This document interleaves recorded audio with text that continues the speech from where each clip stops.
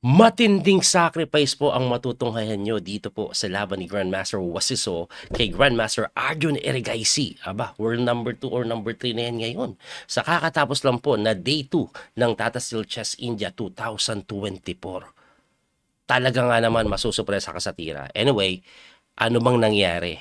Rapid po ito, 25 plus 10 second increment over the board na ginaganap sa India. Puti po si Wesley, ang tinira niya po D4. Sinagot po yan ng D5, C4, Queen's Gambit na sinagot ng E6 lang, decline. Nag-Knight C3, C6 lang, napakakunat, no? Eto familiar to na sinusundan ng F5, nagiging Stonewall eh. Pero anong ginawa? Pagka E3, nag-Knight D7.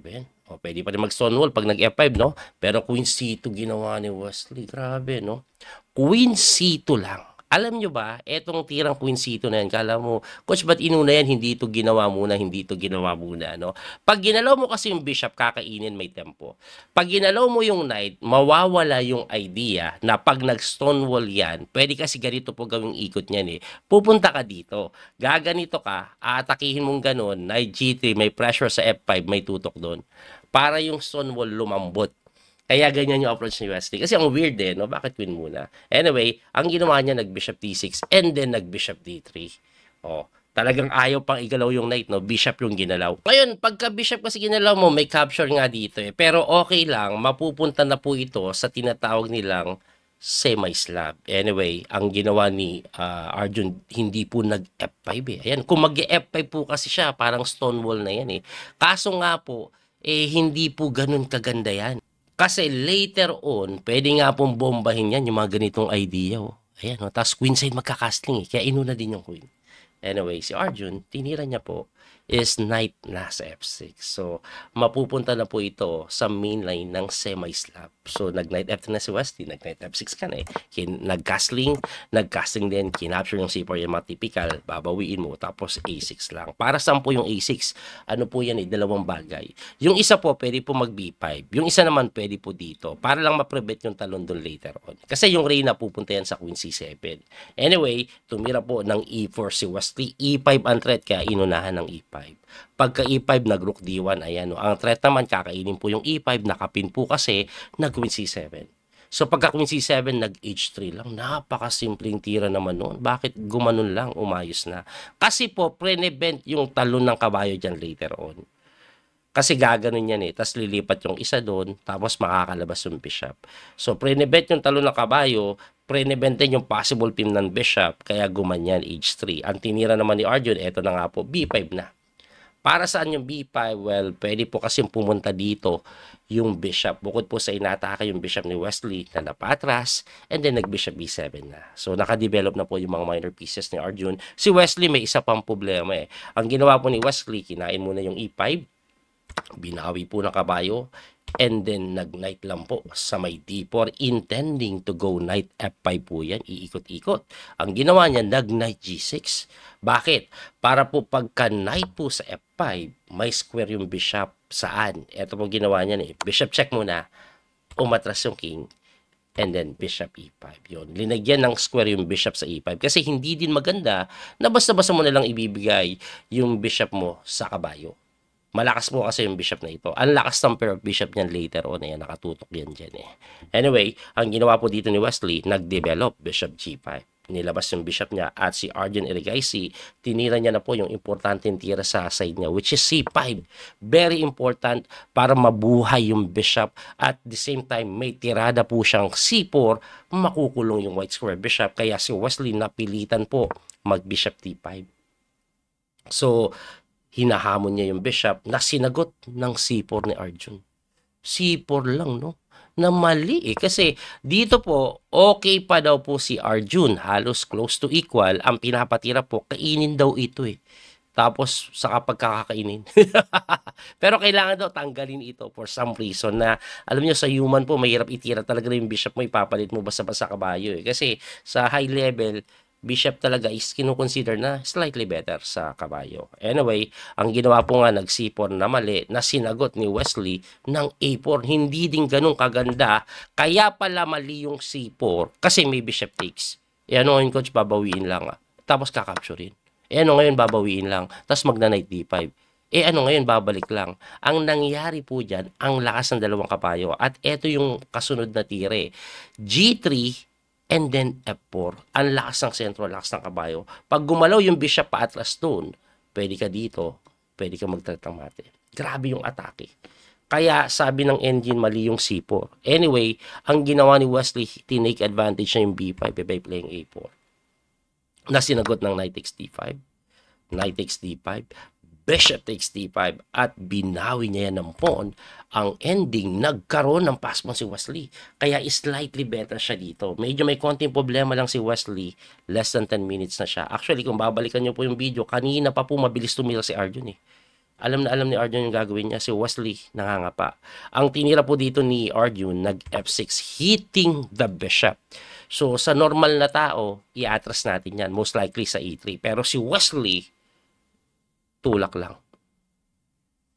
Pinakain po yung po ng libre. Libre po yan.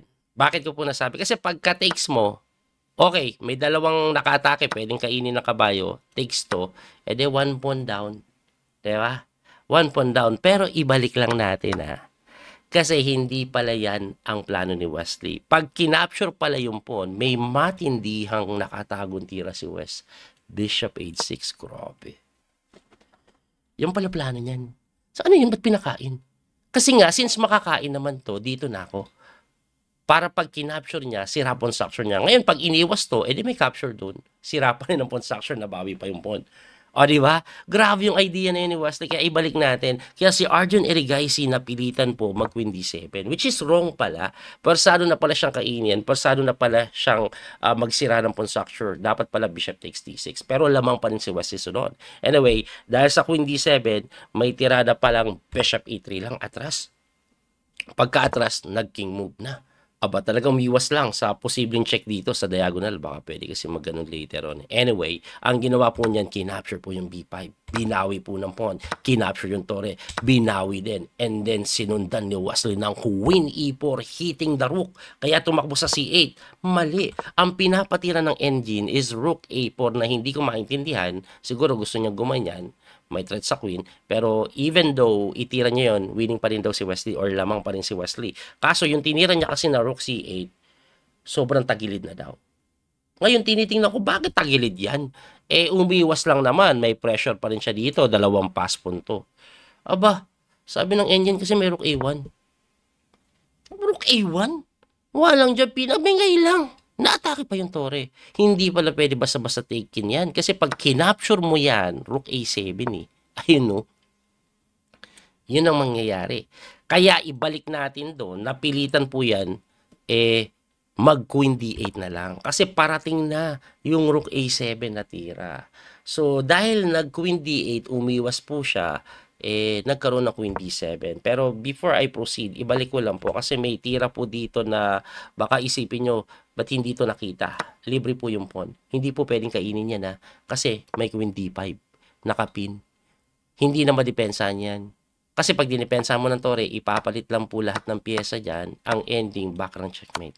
Okay? At least nakita nyo yun. Kaya ang ginawa po niyan, nag-queen d8 na lang. Pagka queen d8, edi nakapunta yung reyna sa b7 with the threat of mate sa may g7. Diba? At ang only way to defend that is magbigay ka ng pyesa, iharang mo. Iharang mo. Iharang mo. Pero may isa pang way na hindi ka magbibigay pyesa, queen lang doon. Ang matindi, pagka queen f8, well, nadepensahan, di ba? Ito ang malupit na ginawa ni Wesley na talaga nasupresa ako. Kasi under 3 minutes on the clock, nakita niya yung number 1 engine move to completely destroy Arjun Erigaisi. Alam niyo kung ano yung tirang ginawa? Nakakamanga. Pag-isipan niyo, post yung video kung gusto niyo. Pero eto, brilliancy move, Bishop H6. Nakalimutan ni Wesley may pawn. Libre yung bishop Anyway, first of all, hindi po pwedeng hindi kainin yung bishop kasi walang way to defend the g7. Kaya, kinapture yan. Anong kasunod? Simple lang. Rook a7. Pusang gala. Tinanggal lang pala yung pawn para mabuksan yung h7, tuloy-tuloy ang pressure. And as of the moment, the only way to defend h7 properly is to defend it with the queen. Pwede mo harangan ng mga piyesa, pero obviously, libre mga yan eh. Kaya nga, queen g8 ang tinira, and after simple, knight takes h6. Atakado yung reyna. Persado kang gumalaw, at pag gumalaw ka, sapul yung pawn. Mati ka. Pero sabi ni Arjun, teka lang, pwede ko pa i-rook b8 Sige, kainin mo yung reyna, kakainin ko to, kakainin ko yon. Nag-sacrifice ka ng piyesa kanina, 2 pieces for a rook. O, di ba? Yun ang mangyayari. Huwag kang magulo, sabi ni Wesley. Queen c7 lang ako. At ano ang nangyari pagka Queen c7? Tumira na lang po ng bishop takes d6 yan. Nasinagot ni Wesley ng simple knight check. Balik ko lang po, no? Coach, ba't hindi na lang po hinabol na lang? No? Kasi ganun din mangyari. Pag hinabol mo, na depensado yan ng pawn, kakainin lang eh. Tapos pag kinapture mo, pawn takes, tapos magpo-promote. Ewan ko kung naiintindihan nyo, pero ganun po mangyayari. Ang ginawa po, nag-bishop takes d6 na lang, thinking na, syempre, pag kinain mo to, makakagalaw yung reyna somewhere. Pwede dito atake. Kaso, nag-knight lang sa f7 with a check eh. Pagka king move mo, saka kinapture with a check pa rin. So, tumakbo ka doon, chinek ka na naman. Bumalik ka, nag-knight lang doon. O, ano nangyayari? Natakpan yung torre. So, pagka king h6, sinakmal. Tumira pa, ayaw pa mag-resign, no? Nag-knight f7 at eto, siguro, napilitan na. Ala na, lamang na masyado eh. O, saan ka ba pupunta kasi? Saan ka pupunta? Una-una, pag bumalik ka, knight e5. Pag pumunta ka dito, dito ka na siguro checkin sa g4. Pag tumakbo ka doon, kahit sakmalin na lang to, and I think maraming beses na o maraming way na para manalo to. Talagang walang buhay yan. Ibalik natin. O, saan ka pa pupunta? Bukod po sa pag-angat o ano pa bang tira? Wala na eh. O, wala nang tira eh. Knight f7, saan pa siya pupunta? Dito. Eh, pag dyan ka, kahit ata simplihan eh. Pwede dito. Okay, with this threat. Ako, ito ata ititira ko dyan kung ako. Pinakasimple. Ito yung threat eh. O, depensa mo pa ng f5 kunwari, kung g5. Basta! Sa torre. At dahil doon, nanalo si Wesley. Ito ang matindi. Nakalaban ni Wesley si Magnus next round. Nakalive ako nun. Talo si Wesley. Lakas talaga ni Magnus. And then, nakalaban ni Wesley si Double Brown number 6.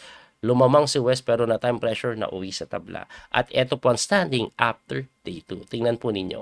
Leading si Magnus with 5 points. Grabe si Magnus umarangkada. Norderbeck 4.5 and then Wesley third place with 3 points. At ayan na po ang sumusunod. Ayan. So, 10 player yan eh. Alright, so mamaya po, pag may time ako, baka mag-live tayo para po sa round 7 to round 9 ng Rapid Event. Muli, ito po yung Coach Speedy Master, Daniel Couso. Hanggang sa muling pagkikita, God bless po. Sana may natutunan kayo. Don't forget to like and share, follow and subscribe. Bye-bye. Thank you po sa support. That little mouse, 'cause I'm an albatross.